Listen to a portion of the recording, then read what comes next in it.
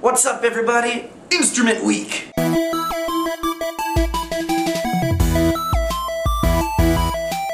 Okay, I don't have a lot of time because I'm in the middle of moving, so here we go. I'm going to start right away.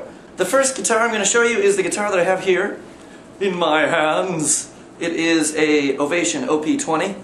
It is the first acoustic that I've ever bought, even though it is the third acoustic that I've actually had, because I got two acoustics from my stepdad that were in really, really bad shape. But I did play them for a little while before they were kind of just too bad to play anymore. The action was really bad and it was just not worth fixing. So eventually, I finally bought this guy right here. I only paid, I think, $300 for this. A old guy brought it to the music store that I sort of associate with, and he just wanted to get rid of it, and it was in perfect shape, so it's like a brand new guitar, and I love it. I do all of my music writing on this particular guitar because it's just easier to me to write a song, whether it be a full band song or obviously an acoustic song, on an acoustic guitar, because it just, I feel like I get a better idea of what it's going to sound like acoustically than I do playing an electric guitar. It just doesn't, it works better. We'll leave it at that. The next guitar that I currently have is this one right here. It is a Epiphone, Pretend Gibson, blah blah blah,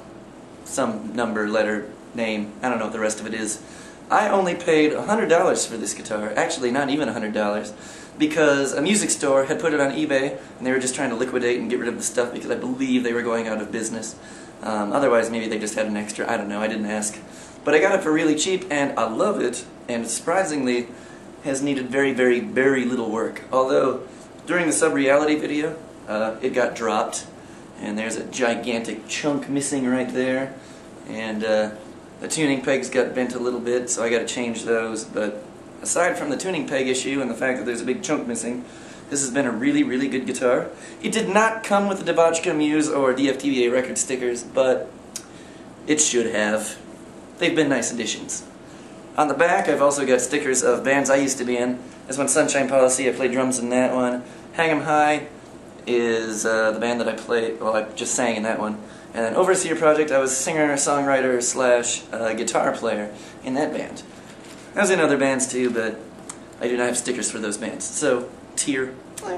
The last instrument that I use a lot that I've got here in the apartment right now that I can show you is this guy right here, which is a theremin, which is currently mounted on a stand because I've been using it in rehearsal for our show that I'm having with Driftless Pony Club and Searchlight here in the future. I don't know if you guys know what a theremin is. I assume most of you do.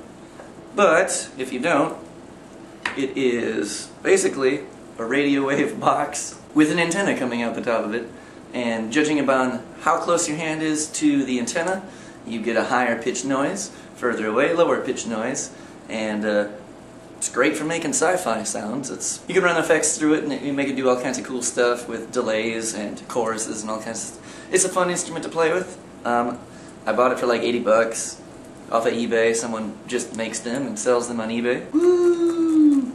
Somebody didn't mount you well. I've also got a bass guitar that Andy is actually loaning me right now because Andy went back to Minnesota and does not live with me anymore, which is why I'm in the middle of a move right now. And it's a Fender Jazz bass. I don't know what model or anything about it is, but I absolutely love it. The action's a little high, it could use a couple adjustments, but overall it's a great bass, and it's the one that I've been using to record the songs that are on the YouTube page. Alright, well that covers my most current instruments. I'm not going to go into depth on the instruments that I had before because I do have to get back to moving. So I hope that you enjoyed learning about my instruments a little bit, and Paul, I cannot wait to see you tomorrow. Goodbye.